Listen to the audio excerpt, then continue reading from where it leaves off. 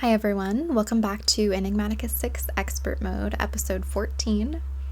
As you can see, I have done a little bit off camera. I mostly just wanted to get somewhat of a building started to be able to have somewhere designated to put what I wanted to work on today, which is getting some source automation set up. So, I think I'm liking how this is turning out. It's definitely different than what I normally build. I'm trying to be a little bit more adventurous with my buildings, straying away from what I normally build, which is basically strictly just more of like a medieval kind of style, sort of, which I still do really like that. I'm probably going to do the house in a similar fashion like that, but these other buildings are going to be just all different styles, just trying to expand my creativity, I guess, of building structures. So I have some of the Astral Sorcery marble, of course, and then I wanted to just kind of pull in a little bit of colors that would go with Ars Nouveau, and I think it'll even go with like Britannia, and the Nature's Aura stuff really doesn't have many structures that have like kind of a set color scheme for the most part, but I think this will be kind of a decent little color combination. But I just have the front so far built.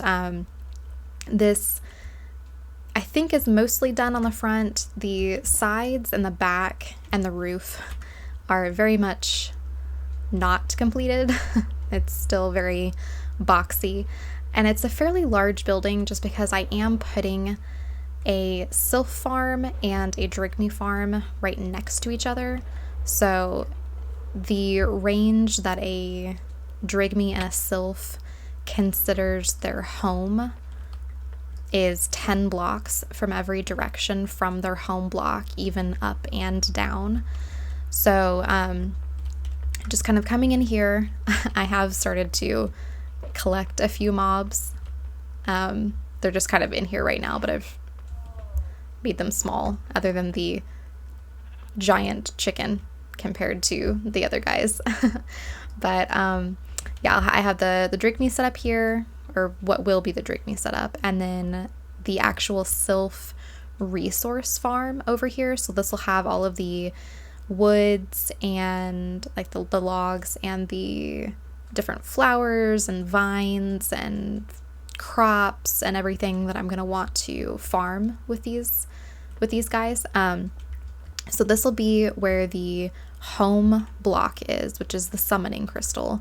And then that'll be the home block for the Drygmy, which is just a mossy cobblestone that turns into the little like mossy stone hinge. But they can work in a 10 distance from their home block. So I have 1, 2, 3, 4, 5, 6, 7, 8 is on that slab row. And then I have an elevator here and go up. And then 9 is on the level where the grass is at, and then 10 is the air block right above the grass, which is where there will be some more flowers and whatnot here. Oh, I forgot. I had been moving kind of elevators around. I wasn't really sure where I was wanting to put them, so I forgot that I had some elevators here. And then some ethereal glass here. I don't really think you have to trap them in. I mean, I don't think they venture too far out of their home area, but just in case, because I was doing some testing with the Sylphs anyway for this source generation, and they were kind of flying around, but I did have them trapped in an area, so I just don't want them to escape or kind of cross back and forth. So you could make this a little bit more efficient as far as making a few more levels in between here, so you'd have more like working levels. But for this room, I kind of wanted to keep it nice and open, at least on this level, because if I put more levels, it would kind of cross the windows, and I didn't really want that for this main ground level. And then so we have the level up there, we have the main level, we have one level down, and then another level down.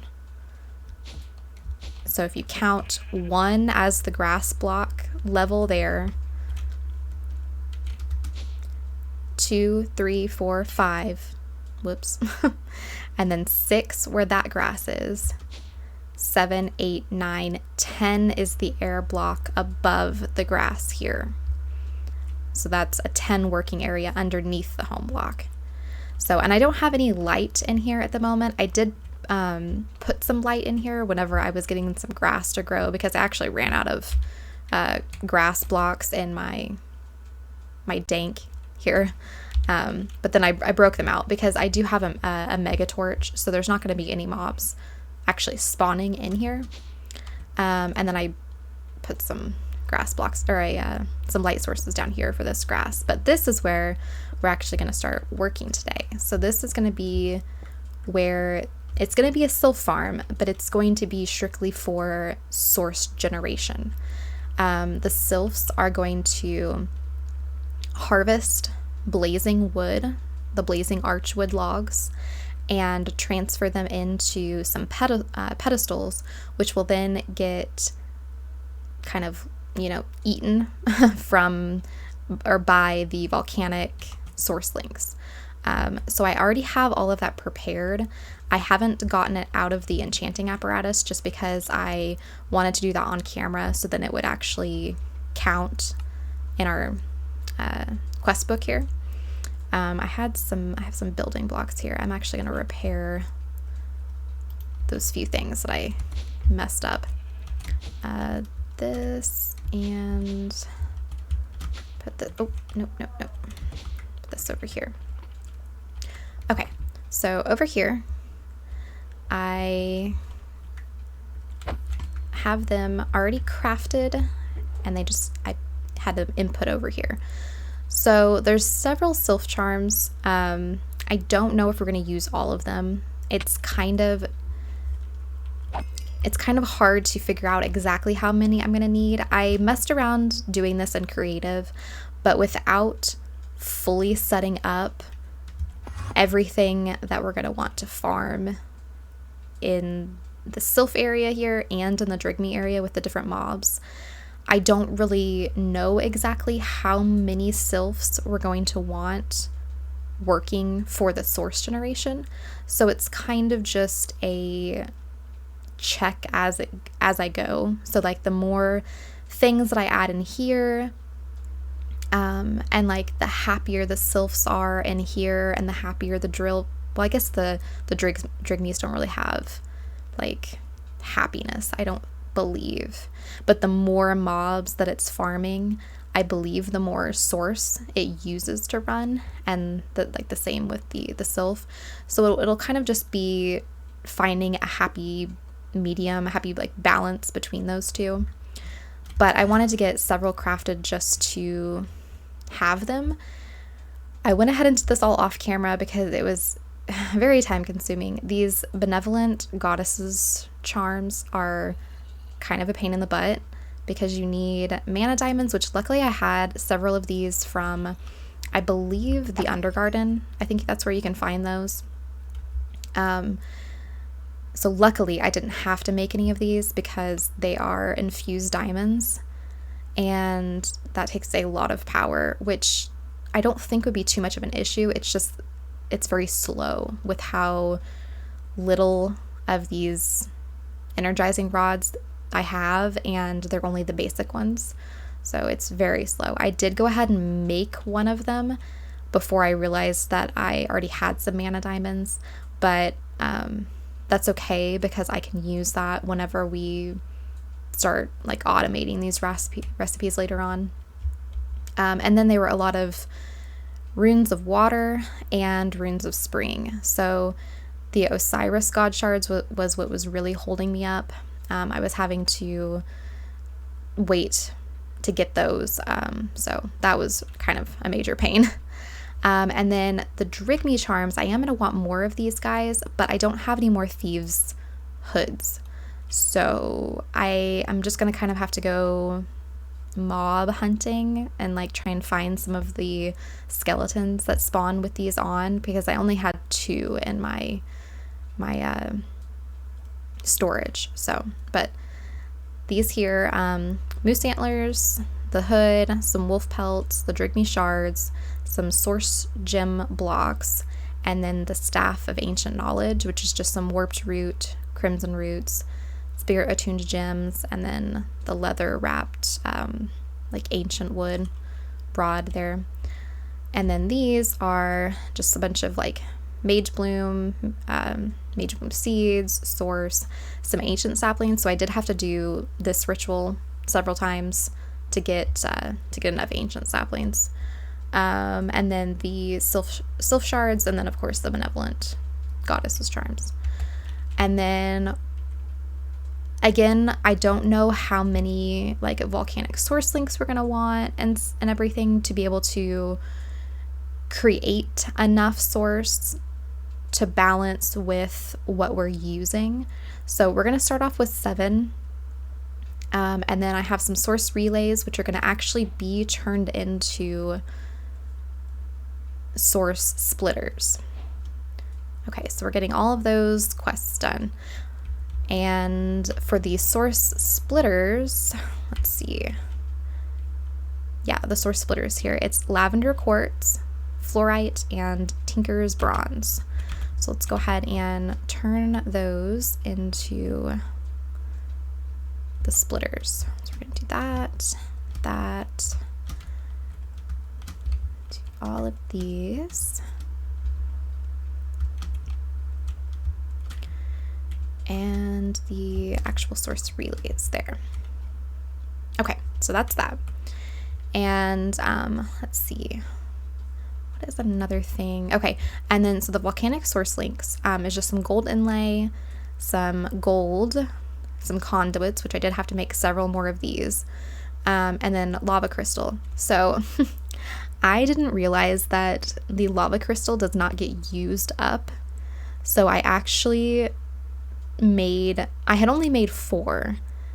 Like I said, I wanted to make 7 volcanic source links, but I could only make 4, thinking that I was going to need 1 for each craft, because these lava reagents use bone serpent teeth, and I didn't have enough to complete this recipe to get more of these lava reagents. But then I realized the lava crystal does not get used up, so I really only needed to make 1. So I did end up being able to make the full 7 that I wanted. So we have our 3 source relay splitters, which, let's see, the relay itself is very cheap as well, just some gold, source gems, and prismarine crystals with a source jar, which I have the source jars. I don't think I moved those up to where we're going to be working. I have those here. Okay, so this is the rest of the stuff we're going to be using as well. I think I have everything. I may be missing some of the like the automation part of this. Oh, I do need to make a Dominion wand here. I don't think I have one of these. Pretty sure I have not made this.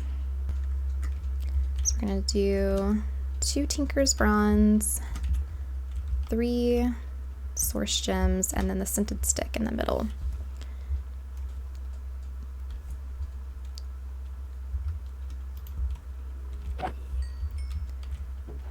Okay, so that's the Dominion wand. So let's go right back in here.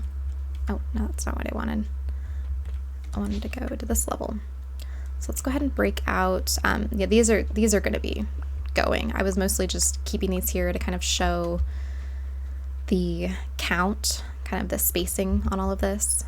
So I'm just going to leave that block there for the moment. I don't think I'm going to need to break that out for any reason, but it also doesn't really matter if there's grass on it because it's not like I can plant anything on top of that.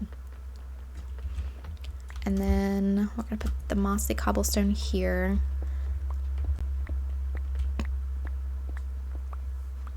Okay, just for now, we'll break those out. Okay, so then here, let's drop these off. We're going to do a summoning crystal here.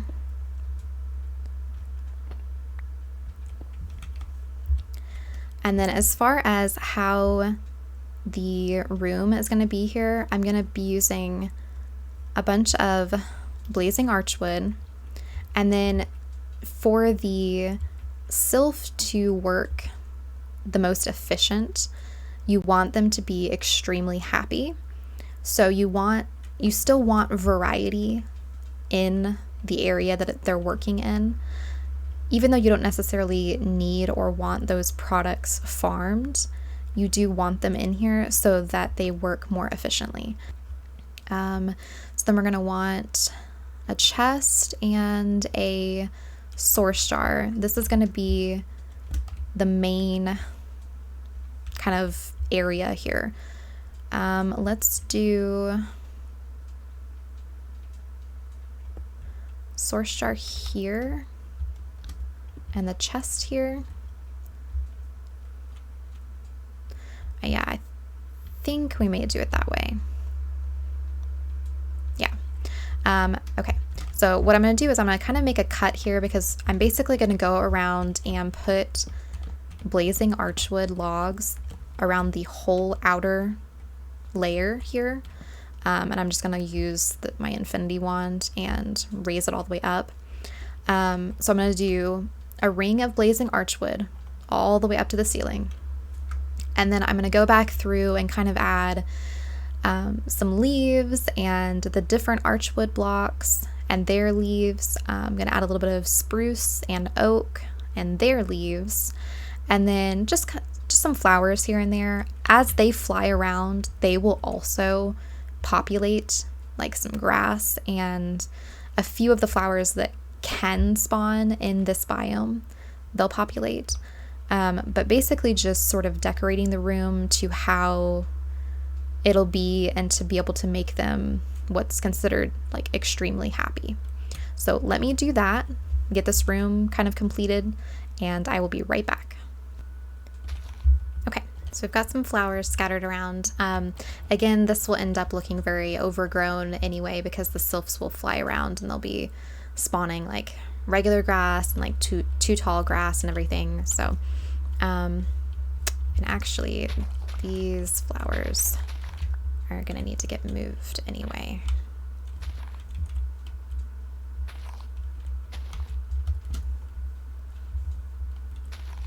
Okay, because what we're gonna do is we are going to go, let's grab all of this stuff. Oh, actually one thing that I did forget to make was the pedestals. Okay, so let's go back over here. I completely forgot to make the pedestals. So we're gonna want 7 of these. I may have, okay, yeah, I have enough to make 16. I just need 7. Again, this very well could change the amount of all of these different like functioning items that I have here. So let's go to here. So we're gonna go 7 pedestals across here. And let's run some pretty pipes from this chest over to each of these pedestals. Let's actually move them just a little closer.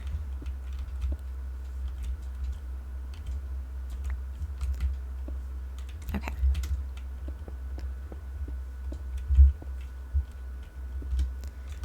And then we're gonna do, so you could do retrieval modules, which is what I did in creative, like in my creative like test world, and that worked really well, but it used a lot of modules and the stack limiter modules, I'm going to try, this may not work how I'm wanting because I did not test this with the extraction module. But if we extract, and then let's do, so we're going to extract blazing archwood. Okay, so let's go here. We're going to filter. We're going to allow blazing archwood to be extracted. And then we're going to do a stack limiter, and we're going to only extract, well, no, yeah, because I don't think this is going to work how I'm wanting it. I think I am going to want to do how I did it in creative when I tested it, and I had a retrieval and then a stack limiter on each one of these because I want to limit only one piece. No, actually, I think only one piece will fit in these anyway. I don't think more than one item can go on there. So let's just do 7 as the max amount, just because, I mean, there are 7 pedestals. I may not even need the stack limiter module, honestly, now that I think about it, if I'm doing it this way, if this works how I want it, because the high extraction module prevents oversending anyway. So if there are only 7 slots and each slot can only hold 1 item, then that should be fine. So yeah, we'll probably mess with that in a second. And then we're gonna do volcanic source lengths right next to each one of these, because they can pull from the pedestals, but only, I believe, if they are directly connecting the pedestal. I tried it when they weren't directly connected, and it didn't seem to want to pull from the pedestal itself. So then we'll do that, and then we're going to set up a bunch of jars here. Let's just do here. I really want, I think, one more jar. Not for right here, but this is just going to kind of be like a big buffer of source. But then we're going to like take this source to each of our farms up there with some relays. So I'll probably have to break through like the ceiling and stuff, or, you know, I'm not sure how I'm going to like relay it up there. But we're going to do a splitter. We'll just set it right here. I don't think it really matters. I think that it can shoot through the pretty pipes. I don't think that's going to be a problem. I don't believe that was a problem in my test world. So then the Dominion wand, we need to link here. So we're going to do, so if you look at the splitter up in the upper left, it says no send location and no take location. And if I remember, I think if you right click on wherever you want to pull source from, then you right click on the destination block. I think that's how it works. So we're going to take from the splitter and we're going to deposit into this source jar so that this is constantly letting this whole setup run and powering that. So now if we look at it, it shows that it's sending to one location. And then we're going to want to pull from all of these, basically, because what these are going to do, the volcanic source links, is they're going to try and deposit it into whatever jar is nearby, starting with the closest one to it. So these are just going to kind of fill up randomly, which is fine. So I'm basically going to go through and link all of these and see as I'm, oh wait, no, that's not right. I'm doing this backwards. I must have clicked something before by accident. So let's shift right click on there and it's going to clear everything out. So let's do that again. We're going to send there, and then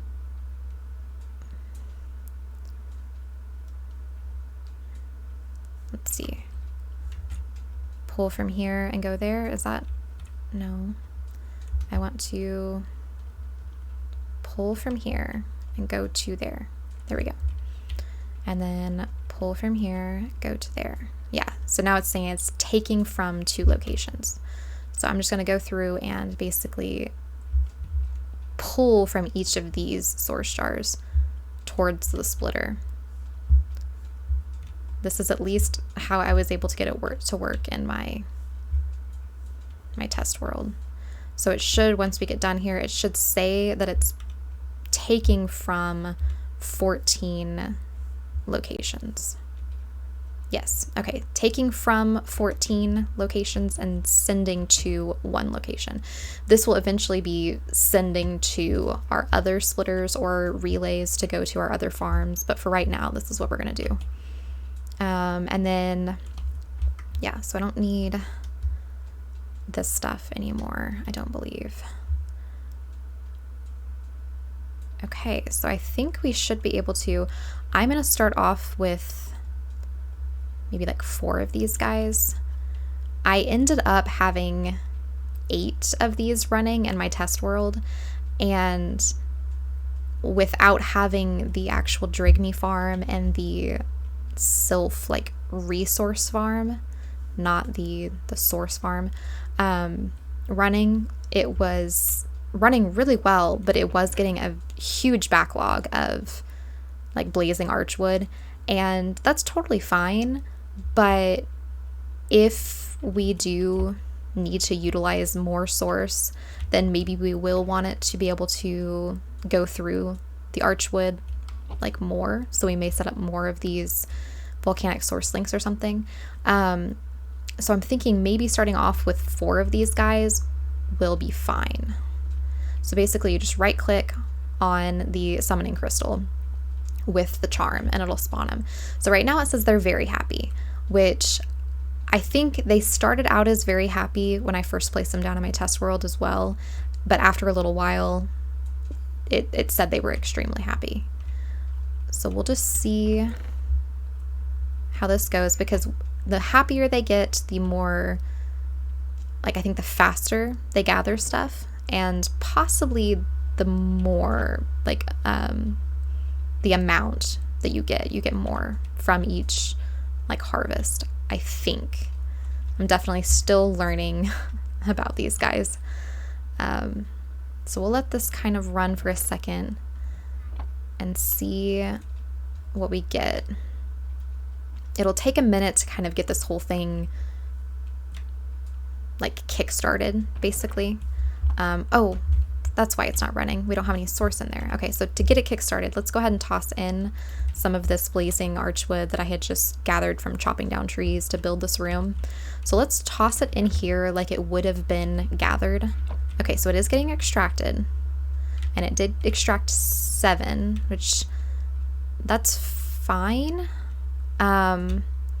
Let's actually take out this stack limiter, and let's just see, like, this should still run fine.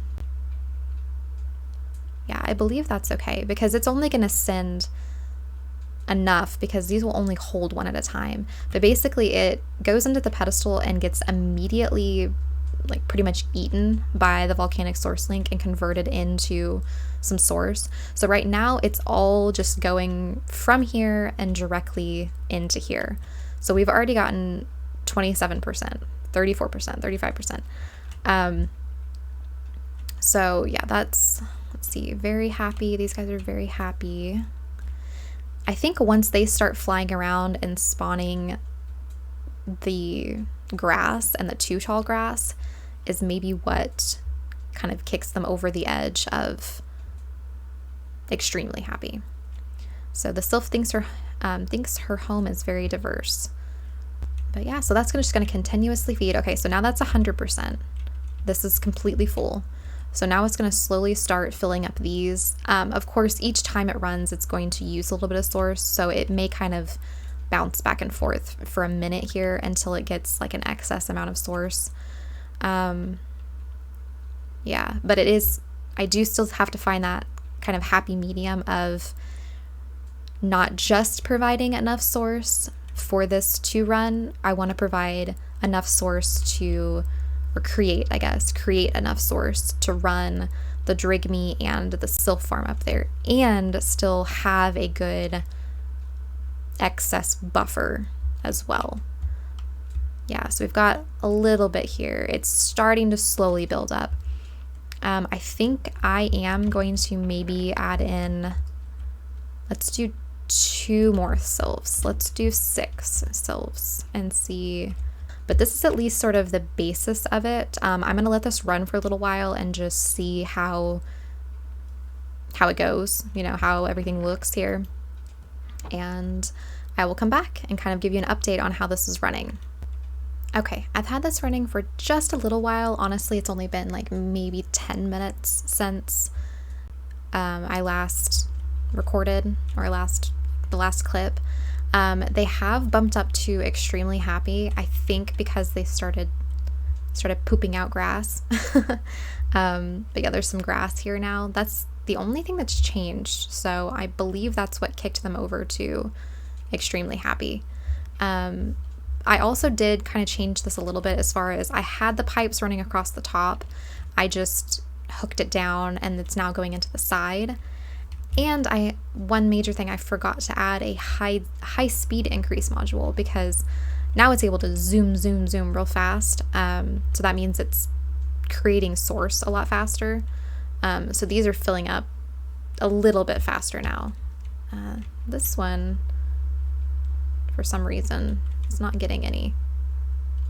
I don't know if it's just like mainly pulling from here, since it was maybe the last one that I linked to this. I'm not sure how like the splitter prioritizes pulling, but it looked like it kind of pulled from over here more so. But anyway, we're still getting a slow steady increase of source, but until I get the other stuff set up next episode, yeah, I won't be able to fully say that this is done and complete. But we're definitely getting a lot more production of these items. And of course, once this chest fills up, I'm not doing anything with these items. So it's just going to, they'll only gather when they need to gather, when there's room in this chest. So since it's going to continuously be eating pretty much blazing archwood, they'll mostly be gathering blazing archwood. So I don't have to worry about this like getting filled up and stopping or like hindering the setup here in any way. So that is all fine.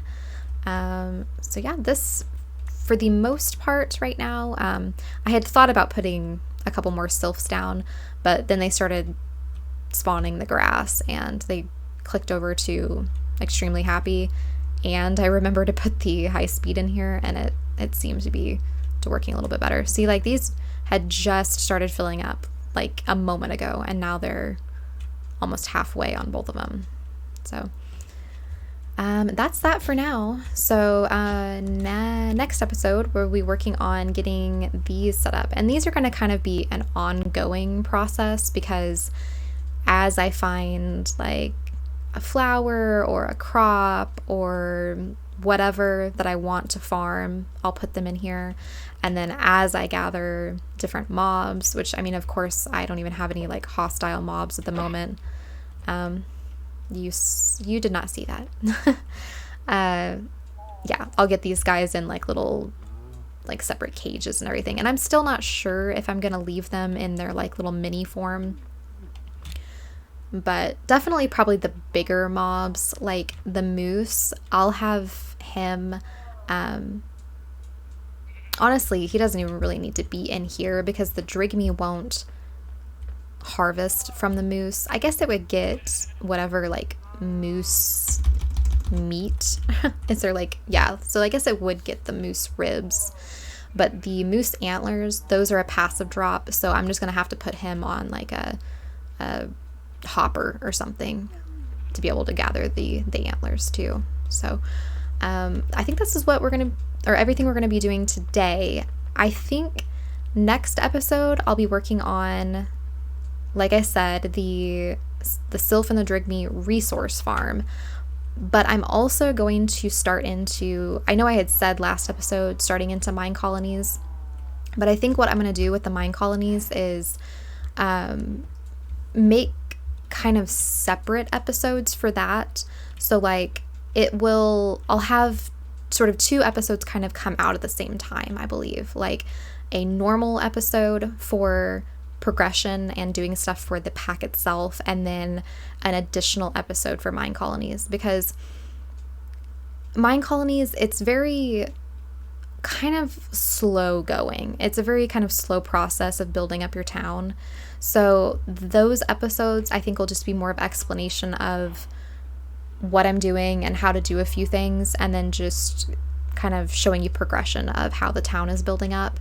I had been on the mini map, that white border that you can see, I had sort of been testing out the town setup, and I even have like some little townspeople here, but they'll actually disappear by next episode, because I'm gonna be moving the town hall, and they'll like poof and disappear, and we'll get new townspeople, because I'm trying to find a good spot to place the town hall. I'll also explain that as well in the first like Mind Colonies episode, but I'm trying to find a good spot to place the town hall, because the town hall, or the town border, is based off of the town hall, like centralized wherever it's at. It goes out a certain distance, but as you build structures and houses and stuff in that border, the border expands. So you start off with like not a very big area, like that seems like a decent size area in the mini map there, but with how big some of the buildings can get, it's really not that big of an area to be able to house everything. And then if you think about having roads and decorations and, you know, trees and everything around, that's going to fill up pretty quick. So I'm trying to find a good spot to place the initial town hall to get like the initial border, and then it's going to expand out here. I'm honestly thinking probably like in here somewhere, because then it's going to go, it'll be like here, and then it'll slowly expand out in each direction.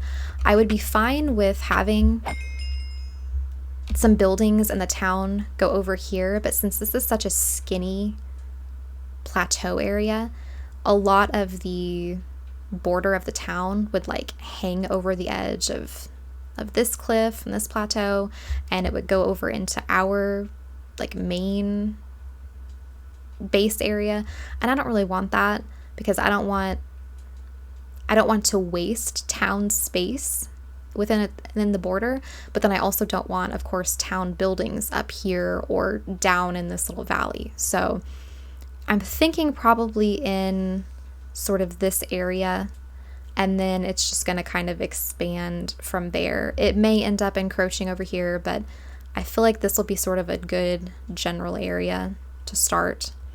So yeah, next episode it'll be an episode about this, and then at the same time an episode starting Mind Colonies. So anyway, sorry for that very long drawn out explanation, but I kind of wanted to clarify that before the episode. And of course this building is going to need a lot of work making it not look so boxy and just a huge monstrosity. But yeah, I had these guys here because this was a high aura area, and I was having to breed them to get the spirit of birthing for the runes of spring. Oh, I'm also going to throw in just a real quick clip here at the end. Definitely check your traveling merchants. I know I think I've said this before, but you can get some good stuff from them. I got almost 2 stacks of sunstone off of a traveling merchant. So the less you have to like craft, or, you know, before you maybe have things automated or something, being able to get that just super easy, spending some emeralds, is so helpful. So I'm going to throw that little clip in, and then probably just call it there. So I'll throw that clip in, and then it'll just just finish out the episode with that. So have a wonderful day, everybody. Bye-bye.